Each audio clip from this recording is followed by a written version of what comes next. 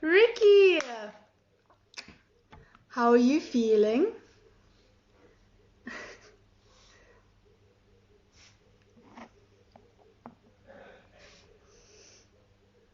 I'm good. How are you? Are you still in the hospital?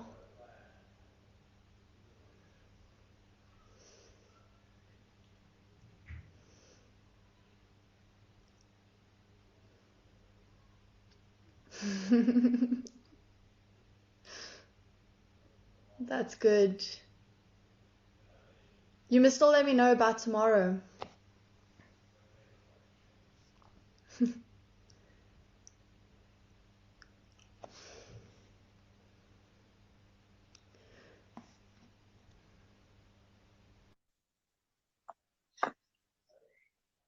Oh, that's awesome, Ricky. That's so exciting. Only upwards from here. Oh man, no. No. Hello. How are you? Good, thanks. How are you? Good, thank you. Is it So good hot to see you. outside? Yes, it's very hot. It's in the 30s and it's been in the 30s the whole day. And I was like, it's such a beautiful day. I would rather just be outside as much as I can and not be in the house and sweat. Yeah. Yeah. Yeah. That's How are awesome. you Well, doing? it's quite funny because Trav was complaining about how cold it was today and like, oh, this winter's been so cold. And I looked at the temperature in the car and it was like 22 degrees. I was like, Oh, Trav, wow. that's actually not cold at all. So we Yeah. should really be grateful for our winters. Yes, exactly. I mean, like, it's been so hot here. So we've been like trying to put the air conditioner on when we're not at home. But Um, as soon as we get home, so I'm extremely bad with suffering with allergies and stuff like that. So as soon as the AC is on and I'm in the house, my allergies just like kick in immediately and um, I have to do something for my nose or take an Allergex or something. So I said to James, now he can be inside the house doing his work with the AC and I'll come and sit outside. that sounds like a good idea. It's actually so funny because we're staying with a friend of ours from Canada, and he's been in like minus 20 to 50-degree weather, and he Yeah. says that living in South Africa, he's never felt so cold because the houses aren't insulated at all. Really? Because I was like, no man, Mark, now you're just being a baby. Like you've been in Yeah. minus 50-degree weather. And he was saying, obviously there, all of the houses are, ready for that, the heated, central heating, Yeah. insulation. Whereas with us, it's generally warmer outside than it is inside. So Yes. fun times, South Africa, fun times. Yeah, it's quite strange now that you mentioned that. So by us, even in the malls, it's exactly the same thing. So our malls is so insanely hot that you will wear a snow jacket, and then as soon as you get inside the mall, it's so hot that you want to have summer clothes on. You can even Mm, have, like a jeans and a short shirt, and you will sweat. And then when you go outside again, it's like minus 10, 15 degrees. So yeah. I think that's what he's talking about, with like all the time the heaters being on and everything like Yeah. that. I mean, yeah, it's a whole new experience. Like if you come from South Africa and you live in like, Romania or Canada or even in USA where it snows, it's so different. The houses Mm, are different, all the heaters that they have in every single room is different. mm. It's Because crazy. they're ready for that, right? They have to be. Exactly. Anyways, Mona, thank you so much for joining. It's so lovely to get to chat to you again. For everyone that is joining us tonight, we are going to be talking about recovery. So we got questions sent to us about recovery, how we recover, what we do to recover, etc., etc., etc. So that's the topic that we're going to be chatting about today. So if anyone has any questions during the live chat, feel free to comment in the comment box and we'll try and answer them today or answer them next time. Um, so yes, hope you guys are ready. Recovery is such an important process of training. So hopefully everyone can learn a little bit about this and we can bounce ideas off of each other as we always do. So Mona, the first question we got was, what do you do for recovery? Okay.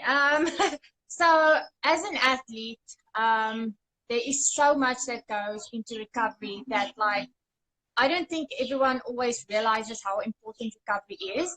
And before I go into what I do for recovery, like, I just want to explain something. Like, when you're an athlete and when you do a sport that involves your nervous system being under pressure the whole time, with, you're lifting heavy weights, the same with you with CrossFit. So it's not just about you running up a sweat. It's literally about, your nervous system gets affected, your mind gets affected, even like your hormones. And, when all of those things get affected, that's when things like fatigue sets in, overtraining sets in. People just tend to like gain weight. They can't understand what's going on. Sleep starts to be disturbed.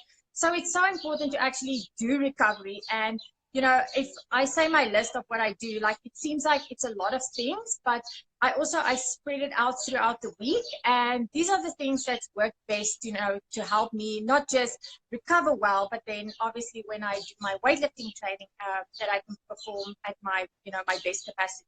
So the things that I do for recovery, so nutrition is such a big one.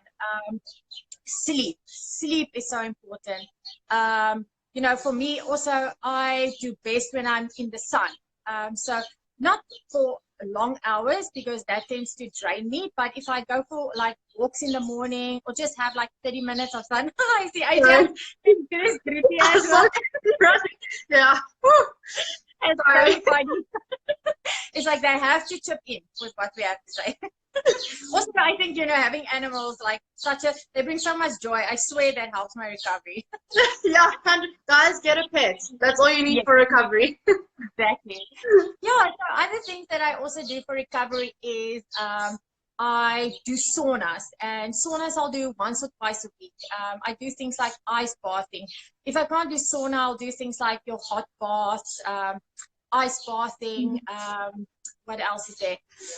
Massages. I'll go for massages. I'll try and go when training gets really heavy. I try to go for as much massages as I can. I do things like, meditations, yoga, stretching, that kind of stuff, to like just keep my body mobile. And, if that's my rest day, and I feel sometimes if I completely rest and do nothing, I actually feel stiff going into my training. Like, I might feel great in my training, but it takes me so much longer to warm up if I haven't done anything the day prior. So even like, one other thing that I do, like, that I love doing, is my active rest.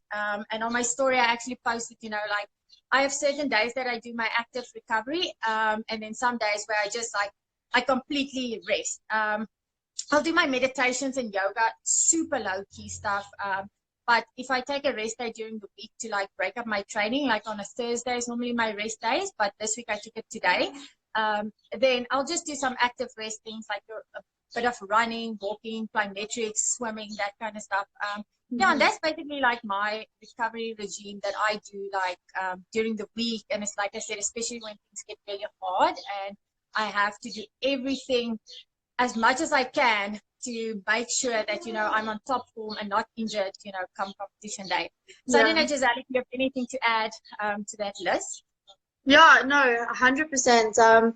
The hot cold therapy, definitely the ice baths, or the hot baths with salt. On my recovery days, I also do try and focus a lot on meditation and sleep. I really try. I mean, I try and take a nap every day. That's I say that to people and they're like, oh, you're so lucky, but it's actually something I mindfully carve out for my day to do. And then on rest days, I just try and focus on sleeping as much as I can. But like you said, getting on the screen. Yeah, wants to be a part of the conversation. I feel like I'm like the godfather or something. But an important thing you said there as well is definitely staying mobile. Kind of balancing, knowing when to kind of relax and sleep and do nothing, and also knowing when to do active recovery. Sometimes the last thing you want to do is go and stretch or go for a walk or go for a run or, you know, whatever, but it's actually probably the best thing you can do. Motion is lotion. So definitely that. Eating a lot on recovery days. I try and eat as much as I can, obviously in accordance with my calories. And, you know, like you said, with the whole mental thing, you're not just trying to recover your body, but you're also trying to recover your mind as well. You know, training, especially when you're training with specific goals in mind for competitions, it is mentally draining. And you do need to stay focused and give a lot of your mental energy to training. So one of the things I also try and do is really do things that relax me.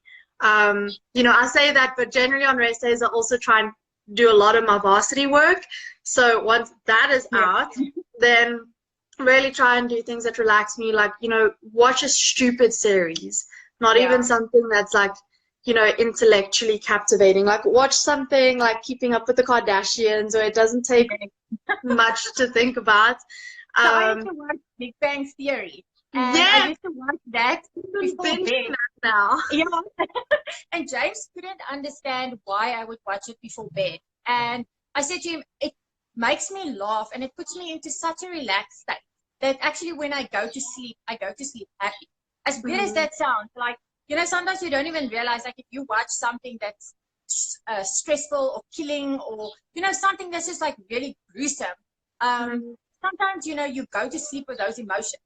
And I don't know about you, but like I've heard like some people saying, I'm like that, so that they actually, it disturbs their sleep. I dream. Everything I watch before I go to bed, I dream about. It's the strangest thing, but so you dream about Sheldon and Leonard and Penny. And yes. That's the best. It's so funniest. It's actually so funny you say that, because that's literally what we've been watching every night for like the past 2 weeks, and it's like a recent development. It's not something we've done. So, but yeah, basically that. Just try to relax the mind, the body, and prepare yourself for the next day of training. Yeah. Awesome. Yeah. So another question that we got added to the list. What is the fastest way to recover from a workout? So what do you do to recover fast from your workouts or your competitions or trainings? So in competition, you know, obviously you don't have days to sleep and eat and, you know, do ice baths or whatever. But in competition,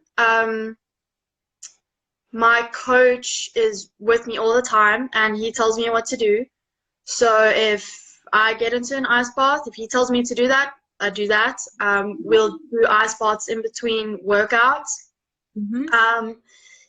Out of the sun, not allowed in the sun, because the sun saps your energy. And, you know, it's so funny because even when I did water polo in school, that was the one thing we were told, is to stay out of the sun. And saps your energy. So don't stay in the sun, stay in the shade. Nap where you can. You know, wherever you can, when you can, just sleep.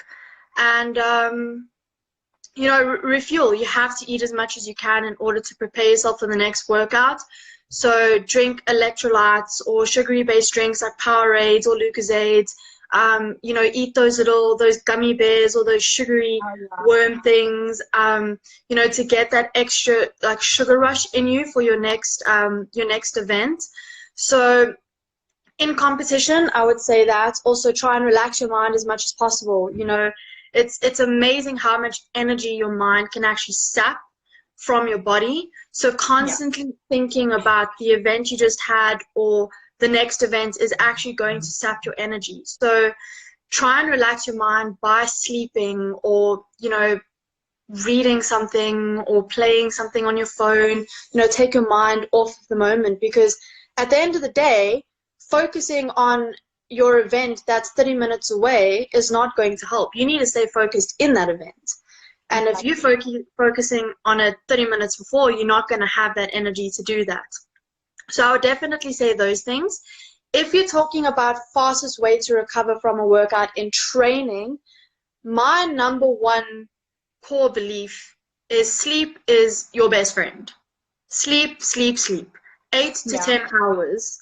8 hours minimum, especially if you're training intensely. You need 8 to 10 hours of sleep every single night. Consistency is key. There's no point in getting 8 hours of sleep on Monday, then 5, 6, 7, and then 8 hours of sleep again on Thursday. You need to keep that consistency because that's where your body recovers the most. Yeah. So, number one, I would definitely say sleep. Then I think after that falls the nutrition. Make sure that you're eating foods that fuel your body correctly.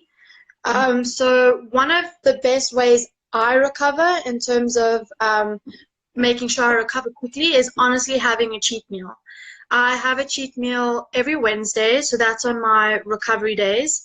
And it just prepares me for the next part of my training for that week. And, having that spike in your caloric intake, having foods that you don't generally have to kind of shock your body and your metabolism, for me, works really well. Again, I obviously make sure that I eat quality cheat meals. I don't eat takeaways. I either make the food at home or I get it from a quality place. But that generally helps me a lot if I need to recover quite quickly, if I'm quite sore. Also stretching, doing active recovery, letting the blood... Sorry, my throat is so itchy. Give me a second. I'm talking so much, I'm getting into this.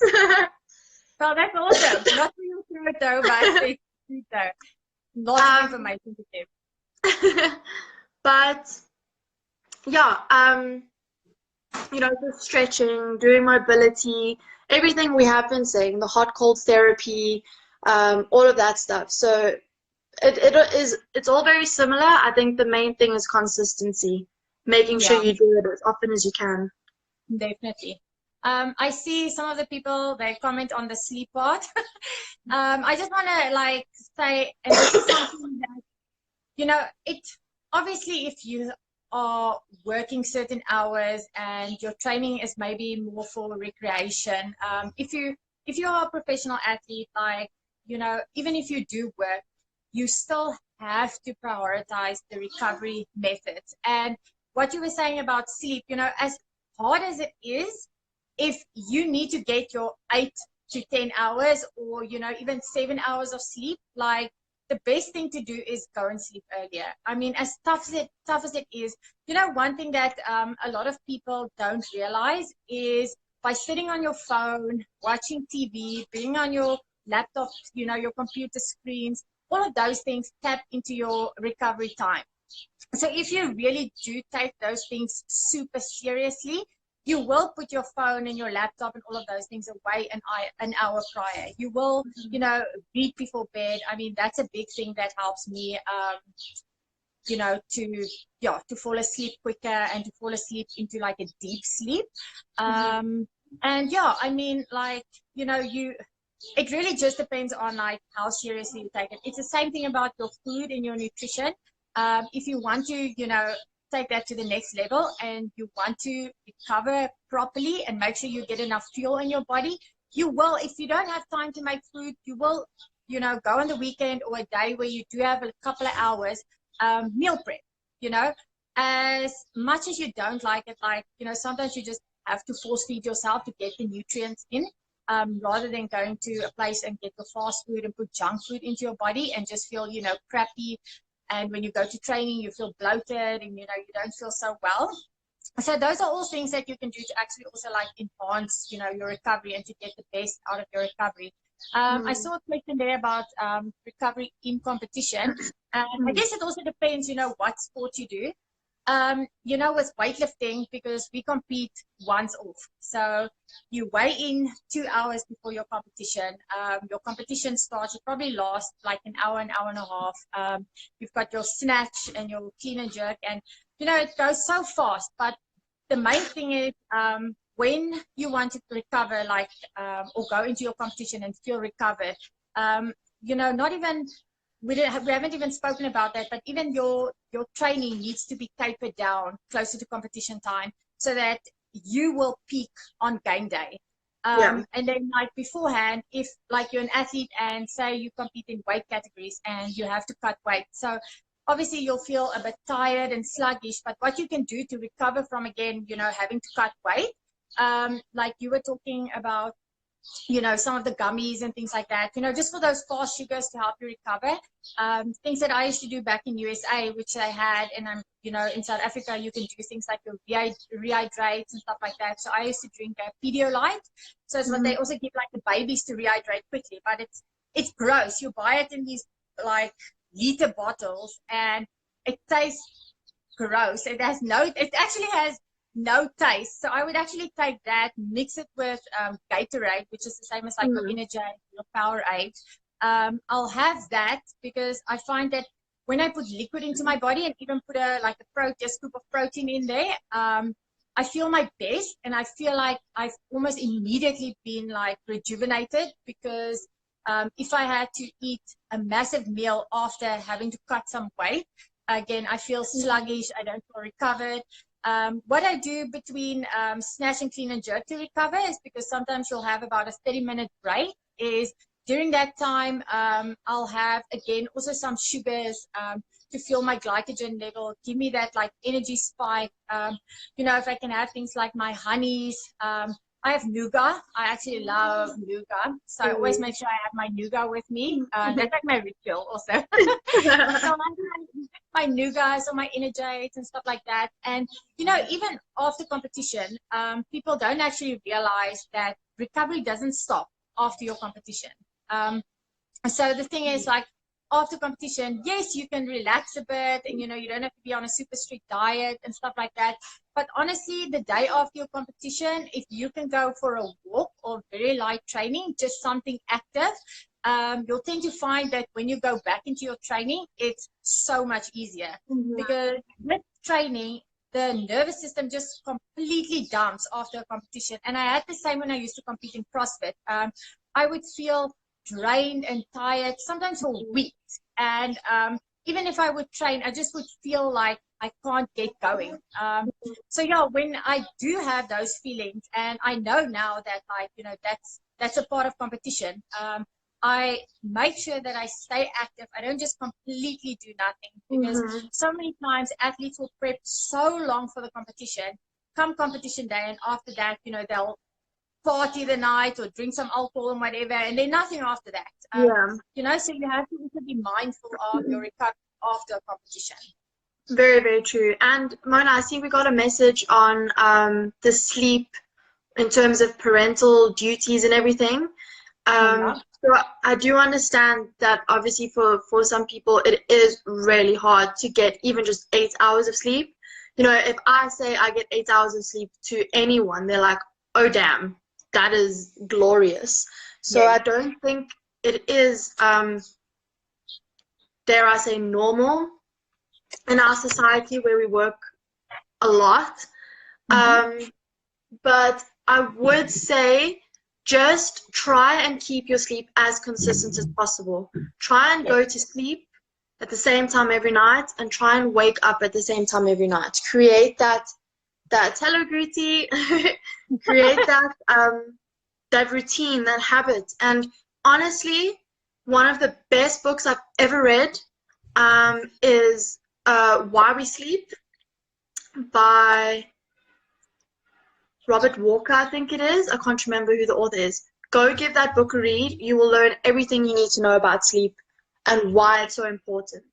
So yeah, and on your topic of active recovery, Mona, that actually falls quite nicely into the next question. Mona, do you believe in active recovery? And if you do, what do you do for it?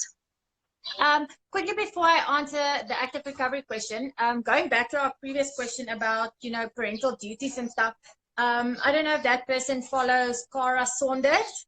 So Cara Saunders to me is like such an inspiration, because my plan is, after Olympics, to have a family and then, get in 1 or 2 more big competitions after that. And, just seeing how it is possible for you to bounce back. And, if you focus on all the right things, obviously I can, by what her story says and stuff like that, she has a great husband that, he supports her so much. Like, he'll help with baby care when he can, so she can get a nap in and stuff like that. But obviously there's some duties, like as a mother, that like when you have a newborn, or even, you know, when the baby is 1 or 2 years old, like it's kind of like the mother's duty to do those things. And you know, as hard as that is, like if you can just make sure that all the other things that you can control, like, you know, possibly, you know, when baby sleeps, get a nap in if you can, making sure your nutrition and stuff like that is on par. You know, like you were saying, like just having a routine as much as possible. And I know it's hard. Like, I mean, it's not the easiest things. I've had many of my friends had babies and stuff like that, and a lot of them have not been able to get back to competition time because, you know, like maybe they set a goal for themselves, you know, like a certain amount of time, but unfortunately either the body didn't recover, or, you know, obviously baby duties and stuff like that. So all of those things, like, you know, just do the best that you can. And, you know, when you do the best that you can, you will know as a person, you know, if there's anything lacking or anything else you need to do. And also don't be afraid to ask for help. If ever you do need, you know, a little bit of time, ask your husband, you know, ask potentially like a mother-in-law, father-in-law, you know, just if you can. That's all, you know, a person can ask for. And, you know, every person is different, their family situation is different, but, you know, just do what you can with recovery. That's awesome. Like you said, focus on what you can control. Yes.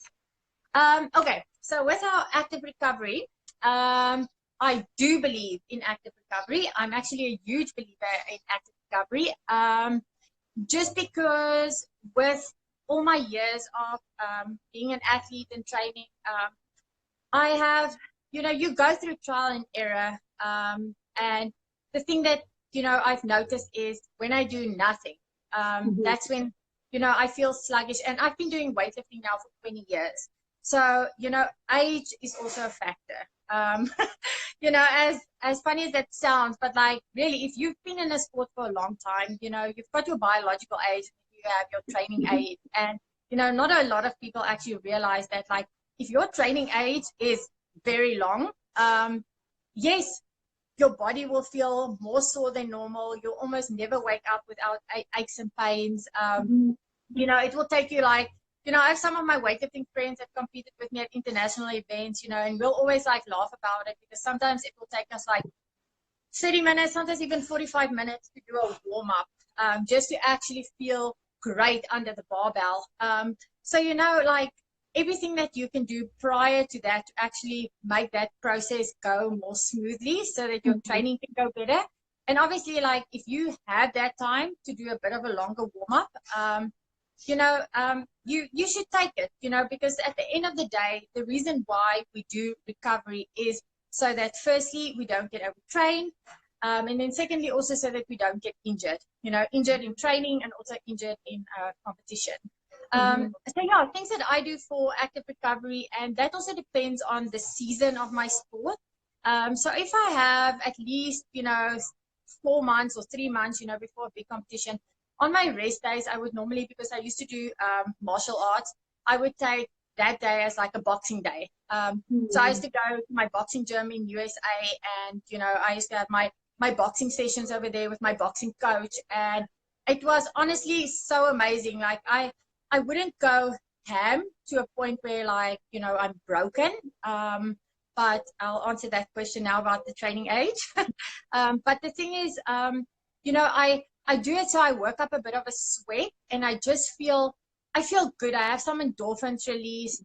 You know, I do things like walking now with, you know, competitions again being so far apart, to just switch it up a bit. I do, you know, medium pace sprints. I do some acceleration runs. I do plyometrics. And, you know, like I said, when I go back into training tomorrow, I feel good. I feel loose. I feel like I did something today, by, you know, not just, you know, sitting around. I actually feel like, you know, that, I don't know how to explain it, but like, I feel like I've been active. I feel like, you know, I've had some sun, and, you know, moving and stuff like that. It makes such a massive difference. Like when I have a day, especially in the winter when you can't really go outside and you have to sit inside for basically the whole day, and the only time you go out is to the gym. I feel it. I mean, I feel sluggish because I sit the whole time, and because I'm in the house, so I'll do some yoga and that type of things. But yeah, if you sit and stuff the whole day, especially if you have an office job, go for walks, go for, light jogs in the morning. Obviously, it depends on what sport you do. Yeah, do something. If your sport is weight, do something other than weightlifting, or other than CrossFit, other than powerlifting, or whatever your sport might be, just to actually also help the mind. So kind of like refresh the mind as well. And just quickly before you share yours, so a training age is the amount of time that you have basically been an athlete. So like, and done your sport. So for example, my training age is probably around 22 years, because I used to do martial arts before and compete internationally with that. So I have a very long training age, where some people only discover sport and start really training for it at a much later stage. So even if you start, say, at the age of 21 and you are now 25, so then you would say you have like a 4-year training age. So that's basically how you determine your training age, and trust me, it makes a massive difference. You might have a lot of experience behind you, but you also have all the niggles and the aches and pains and all of that comes with it as well.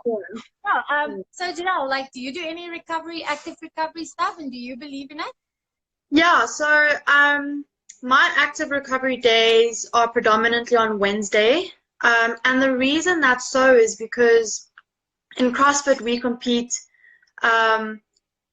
through the weekend. So generally from a Friday to a Sunday. So by having my active recovery day on a Wednesday and then almost simulating that competition stimulus towards the end of my week, that's why I have it on a Wednesday.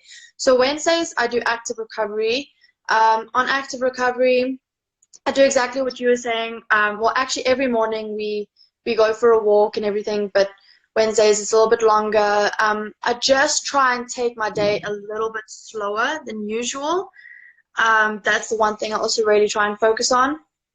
But I'll do a really long yoga session. I'll do like an hour yoga session. Then I'll do some prehab work. And like you said, just spend time outside. Obviously now during winter, you don't really want to be outside.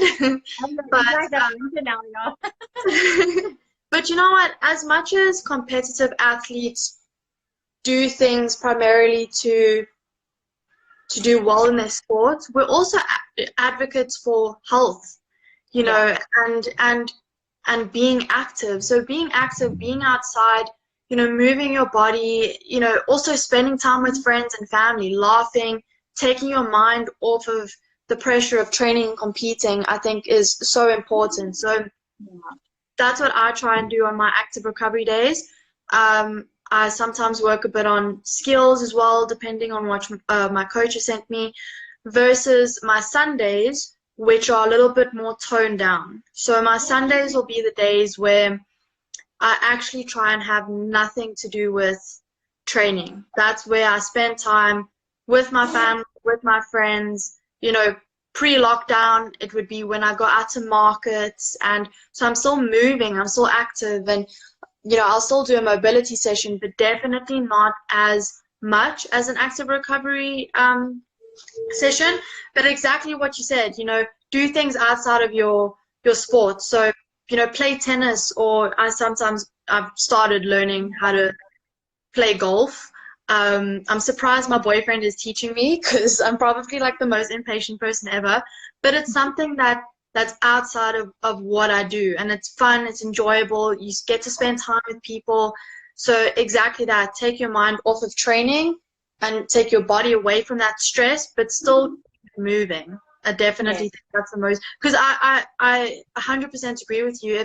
If I sit for too long, like if I'm sick and I'm in for like 2 or 3 days, your body feels awful, it feels stiff, it feels tight, and that's why it is so important to just move, whether you're going for a walk or you're going to stretch or you're going to play, you know, golf or hit some balls. Just do something. That's what we were made for, and it makes you feel good. So why not do it if it makes you feel good?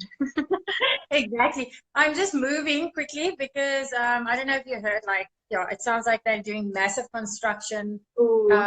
next to us. I don't even know what they are doing, but yeah, I just thought maybe this is better. I think you um, have a question, Mona.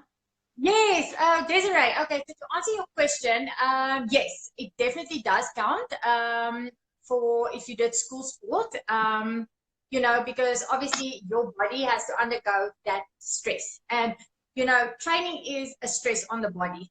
So whenever that stress started, so if you know started playing sport at a provincial level, you know, at the age of, I'll just give a random number like 13, and you are 18 now, you know, then it's 5 years that's your training age. So definitely that plays a massive role. Awesome. Okay. So next question that we have, Giselle, how many recovery days should you take and what should you do on them? I feel like these questions overlap quite a lot, but that's fine. Really much. We can always find things in it to answer that we haven't answered before. Um, like I said, I take an active recovery day on Wednesday, and I take a full recovery day on Sunday. And we've spoken about what we do within that active recovery day.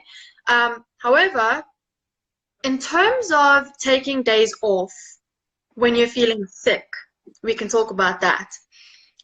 If you're feeling sick, rather take a day or two off to allow your body to recover 100%, as opposed to pushing it at you feeling at 60% for 2 weeks, and then you completely destroy your nervous system, and then you have to take even longer off.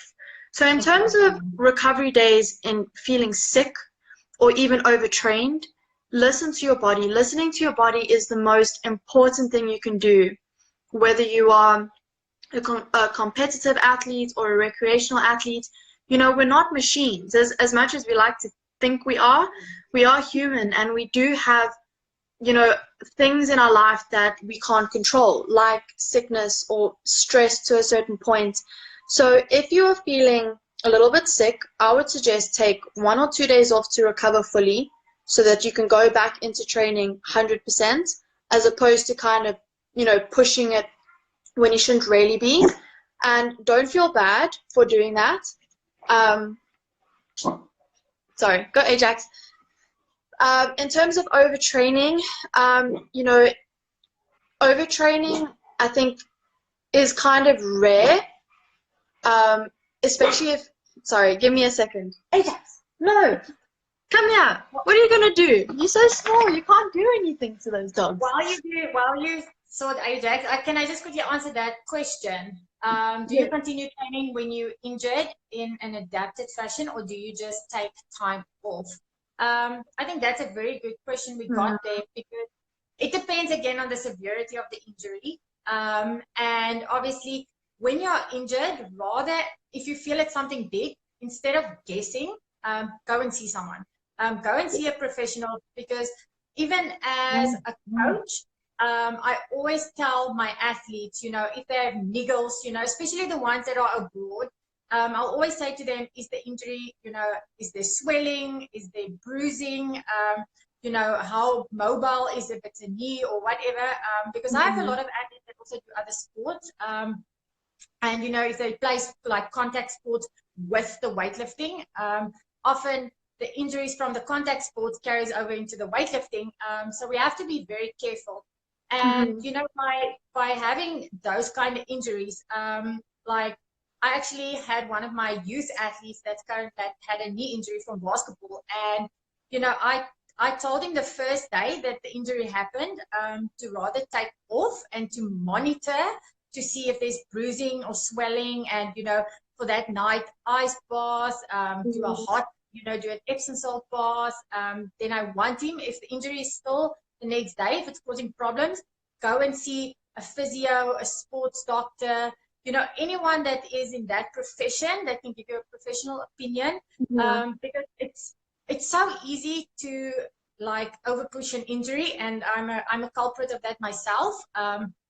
You know, for myself, that I've you know, that's happened in weightlifting, that you feel tough and you feel, you know, "Oh, I'm just going to push through this injury," you know, and I've had niggles before, and, you know, when I tend to train, sometimes the niggles would go away.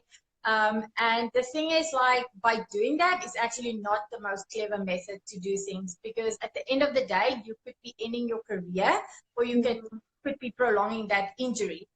So the best thing that you can do, depending on where the injury is, you can always train around it. So if you have a knee injury, or, you know, an ankle or a hip or something like that, focus on the upper body. You know, you can work on so many other weaknesses by letting that injury heal, but also taking care of that injury. Like I said, making sure that you ice it, making sure that, you know, you know, if you have to wrap it with something, you know, put your knee guards on, you know, take your hot pass, rub some Voltaren on it, you know, like, I'm not a doctor, and, you know, I don't want to give any medical advice and stuff like that. But the thing is, you need to, like, almost like, not feel how your body feels, but like, you need to know if it's a small injury, that's just maybe from pain and stiffness, or if it's actually a big injury that could be leading into something else.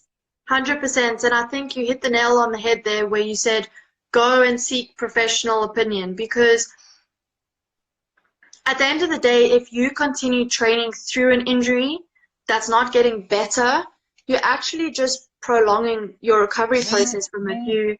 You're making the situation worse. You know, think about it. How could you be making it better if there is something wrong? And by seeing a professional as well, it can also help you determine how to train and what pain is good pain or not. So as an example, the rehab process I've just gone through now with my hip, I had great communication with my biokineticist and my physiotherapist, to the point where, you know, I would feel a certain specific type of pain, but that was okay. That was fine. You know, that was pain that I could still do like certain movements through. But if there was another pain, you know, then we would have to kind of back off. And in saying that as well, by seeing a professional, for me, I was also able to know what movements I could do and what movements I couldn't do for my lower body. So I didn't have to completely neglect my lower body while I was recovering. So I think definitely seeing someone and getting their opinion on it can definitely help guide you through that, help you make the right decisions. Because the last thing you want to do is train through an injury and it just, you know, makes it so much worse. You don't want to play a guessing game, because at the end, if you play a guessing game, like especially if you want to take your sport to the next level, you could be potentially ending your career. As scary as that sounds, it's a reality. Yeah, 100%. Yeah, Mona, and for you, how many recovery days do you take, and when do you think it's necessary to take them? So again, it depends on the training season. At the moment, I am taking at least 2 rest days in a week, where one of my rest days is active rest, which was covered in the previous questions. And then on my Sundays, and it's just something that I've always done. It's like Sundays will be, you know, my yoga days. You know, I'll complete all my programs, my work, talk to my clients, talk to new clients on that day. It's also my day, you know, I have my church, so I'll watch my online church. So it just kind of like puts me into such a good mood for like Monday to come. And it's also my day that I do reflection on my week. And I've always been a big believer on reflecting on like how my week went, so that I know what I can possibly work on and do better in the following week. Or if there's something, you know, that I haven't been doing, like I'll, you know, write down that maybe I want to complete 3 yogas in the week, and I end up, you know, for recovery just doing 1 or 2, you know, then I'll revise, you know, why didn't I do those extra yoga sessions, or should I, you know, not be so hard on myself and tell myself, you know, I'd say 1 is like the minimum. But if I do extra, then it's like bonus. So yeah, so that's normally like, you know, what my Sundays are all about. Very similar to what you said. You know, your rest day is, you know, it's all about mindfulness and meditation and stuff. And I think I've been really good with that during the lockdown, and that's also helped me to, you know, realize that, you know, obviously with Olympics being postponed and a lot of competitions, you know, being postponed, and, you know, there's so much uncertainty at the moment. So I try and focus a lot on the things that I can control, and that is especially working on myself, working on my recovery, my mental health, physical health. And then at the end of the day, you know, when competition season starts, I've done all this amount of work, and, you know, it's not wasted work. Like, it's literally, it's going to carry over to competition time and stuff like that. And then it's going to become such a natural way for me that, you know, even when competition comes, because I'll take Sundays as like, you know, also do my visualization training and stuff like that with my meditation training. So in my mind, I'm ready to get back to the competition stage. I want to, I'm excited, you know, I can't wait to know exactly when is the date of our next competition. You know, even though I know the big one will only be next year. But, you know, kind of set smaller goals and stuff like that. And yeah, that's what I tend to do on like my real rest days. And, you know, like I said, then come Monday, I feel recovered, I feel rested. And I think that's the best way to start a week. You don't want to go in a week feeling, you know, already overworked and tired and fatigued, you know, because I feel like that just sets up your week for kind of like disaster or negativity. So that's what I do. Couldn't agree more. I feel like the way you start your Monday is generally the way your week will roll out. So make sure you rest for your Monday. Marina, next question. I don't even know how we're doing on time. I hope we don't get kicked off. What are your top 3 recovery methods and why? Okay, because we're not really sure how we are doing on time, so I'll do this pretty quickly. The 3 things, and it's what I've listed before, is literally my first thing I would say is nutrition. You know, once it's something I can control, you know, I know exactly how much I'm eating with my calories, counting my macros and stuff like that, knowing that I can do that to get the best out of my training. So I would definitely say nutrition is 1. Number 2, I would say sleep. I'd probably say even, you know, sleep and nutrition would probably be a hand in hand, like probably top position number 1 there. But, you know, I'll put sleep as number 2. And then number 3, I will definitely say being in the sun, getting vitamin D from, you know, a healthy source, you know, going for a walk outside. I must say, you know, when it's wintertime here, to help my recovery and to get vitamin D in, I do supplement with it, because I find that, you know, it helps so much for recovery, your mental health, you know, even hormones and stuff like that. So I make sure that, you know, I always get enough vitamin D. And I would say, honestly, that is my top 3 recovery methods. And yeah, Giselle, what would you say is your top 3? Same. I would say top 3 recovery methods, definitely sleep and nutrition are battling it out for first place. Without those 2 things dialed in, it would be very hard to recover. Like, you can't out-train, you know, poor nutrition, and if you don't get the necessary sleep, you won't be able to perform as well as you could. So definitely those 2. And then my 3rd one, I loved your sun thing. That's not something I thought of, and I thought that was really cool and really interesting. My 3rd one would, for me, be, I think, stress management. Again, it's something that, it's a skill you can work on. It's something that you can control, you know, you can't control what's happening, but you can control the way you are perceiving it and reacting to it. So stress management, definitely super important. Again, if you're stressed, it affects your body and it affects your mindset for training. I saw a message about yoga classes or online yoga. No, I kind of swiped away, so I'm not sure if you can see what it is. Yeah, it was, do you need to go to a yoga class or can you do online yoga? So I'll answer that, and then you can also if you want. So Yeah. I used to attend yoga when I went to classes and stuff, but literally since the lockdown started and since we've been basically in Romania, I haven't been able to go to classes because there hasn't really been anything available for me in English. So online yoga is also, it's so simple. If you are dedicated to, you know, setting a schedule and setting a time that you're going to, you know, say, I'm going to do my yoga, then definitely you can do your online yoga because you can literally do it anywhere. I sometimes do mine outside in the sun if I haven't gotten my sun for the day. I do it in, you know, at night, sometimes before bed.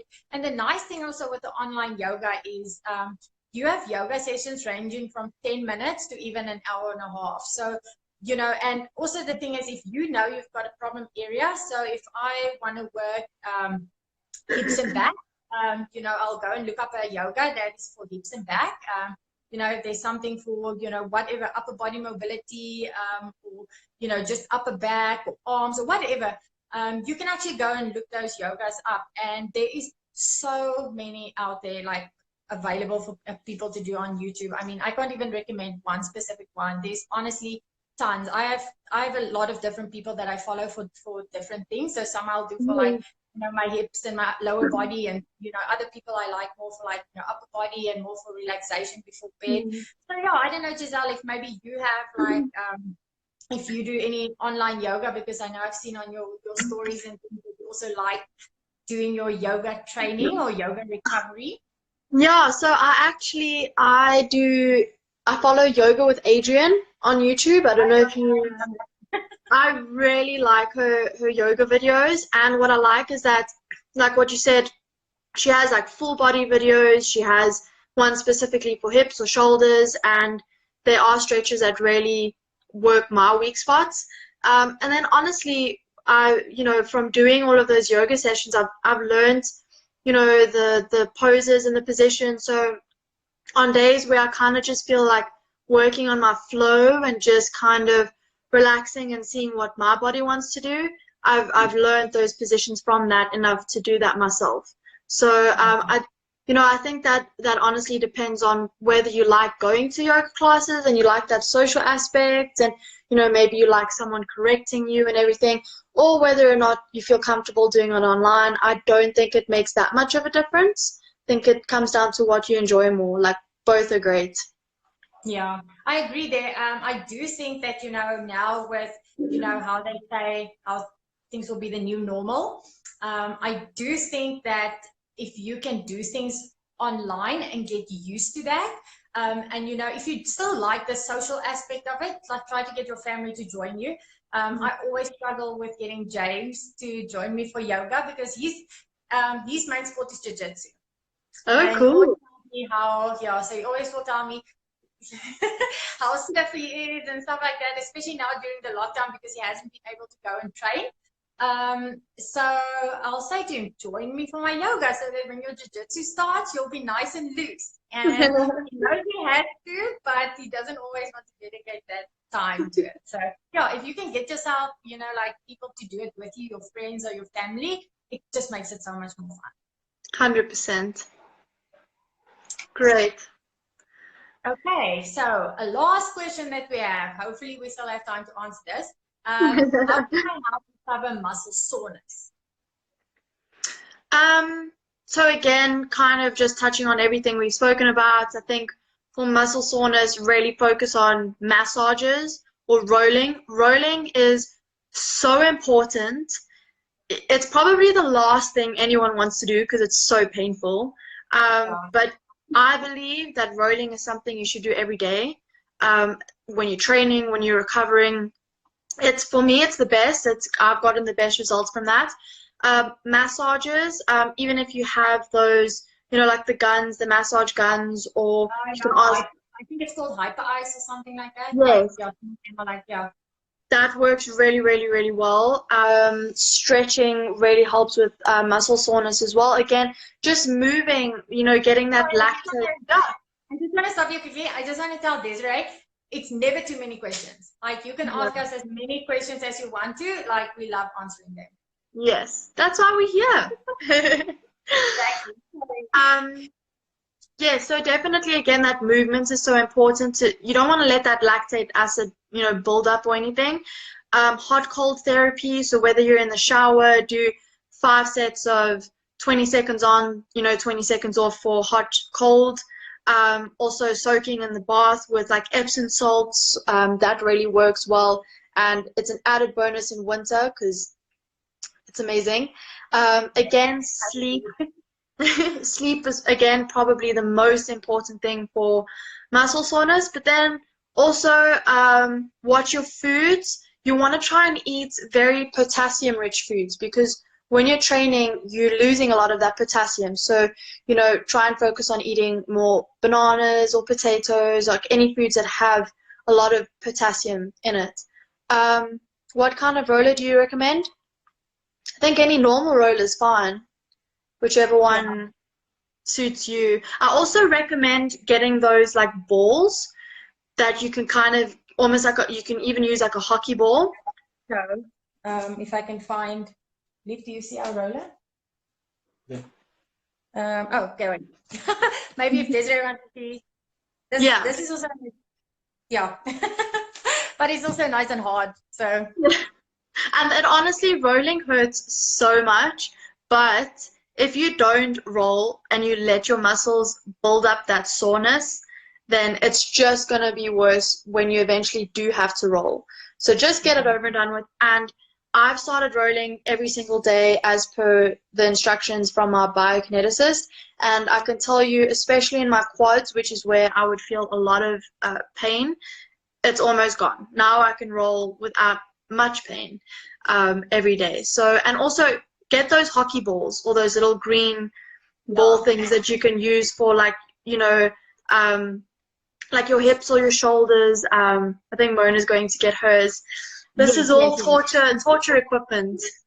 I want to show you this one that we have, if I can find it. Oh, okay, I have it. So, talking about hockey balls, so we have this one. So, okay, James is telling me it's his. But what's his is mine. So, when you're married, you get all, everything is shared. Yeah, so this, talking about hockey balls, this thing is insane. I mean, like, with the little spikes and stuff on it, it's like an actual recovery ball. I'm not sure exactly, like, I'm sure you can get it like at a lot of, sport shops or something like that. But yeah, this thing like totally like loosens up everything, including like your roller. It doesn't look pleasant, and it's probably not pleasant, but it's designed to make you feel good. Exactly. I totally agree with you.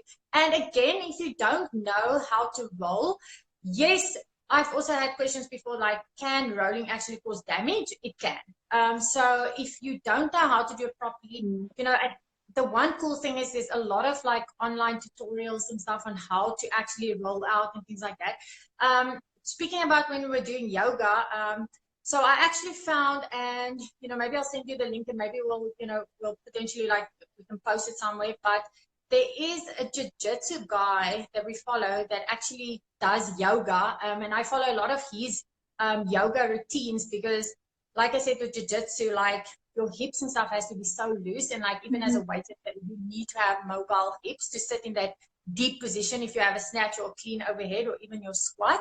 And they actually have a really cool video, and it's like 10 or 15 minutes long, and it literally tells you exactly step-by-step instructions on how to roll out the ball. And I've actually done it before just for like a variation to not do yoga, and I probably felt just as good because it covered everything from the feet to the glutes and the hips area and even the upper back. And those three areas, if you can get those loose, especially if you're an athlete, like it makes a massive difference. We have 20 seconds remaining. I don't know Okay, if well, we made it. I think we made it. So just to recap everything, guys, we spoke about recovery. We spoke about what to do to recover as best as you can.